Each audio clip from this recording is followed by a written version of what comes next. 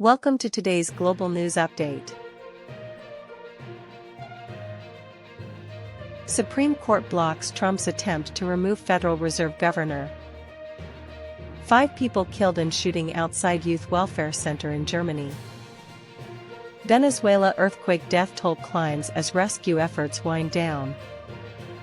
Supreme Court declines Trump's appeal in sexual abuse judgment. Supreme Court upholds counting of late mail-in ballots. Europe's deadly heatwave claims more than 1,300 lives. United States and Iran pause military strikes while talks remain uncertain. Immigration advocates warn Supreme Court decisions could affect millions. Philippine President Marcos begins official visit to Canada.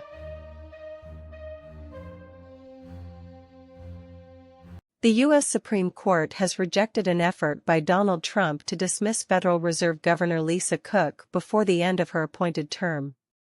Legal experts say the ruling reinforces long-standing protections designed to preserve the Federal Reserve's independence from political influence. Economists note that central bank independence plays an important role in maintaining confidence in monetary policy and financial markets. The decision is expected to have lasting constitutional and economic significance. Emergency responders and police launched a major operation after a shooting outside a youth welfare center resulted in 5 fatalities. Investigators are interviewing witnesses, examining forensic evidence, and reviewing surveillance footage. Officials have not yet released all details regarding the suspect or possible motive. The tragedy has prompted expressions of sympathy from political leaders and local communities.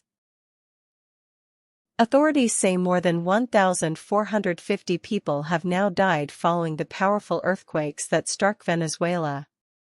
Rescue teams continue searching damaged structures, although officials acknowledge the likelihood of finding additional survivors is decreasing.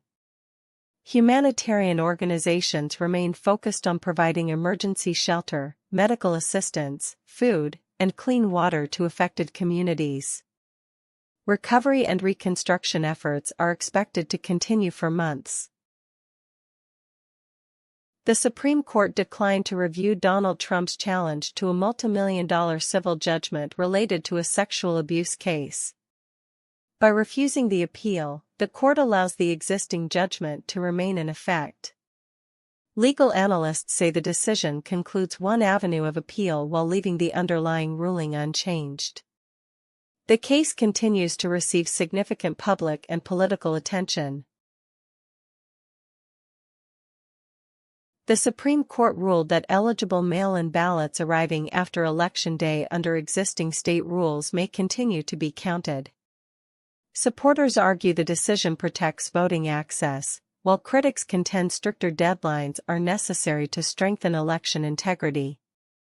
Election administrators say the ruling provides guidance for future voting procedures.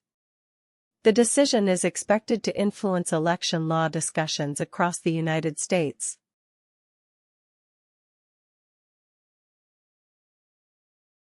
Health authorities across Europe say prolonged extreme heat has contributed to more than 1,300 deaths. Governments are operating cooling centers, issuing public health alerts, and encouraging residents to limit outdoor activity during the hottest parts of the day. Climate specialists warn that prolonged heat waves are becoming increasingly frequent and severe. Emergency services remain on heightened alert as temperatures continue exceeding seasonal averages. Military operations between the United States and Iran have temporarily paused as diplomatic contacts continue.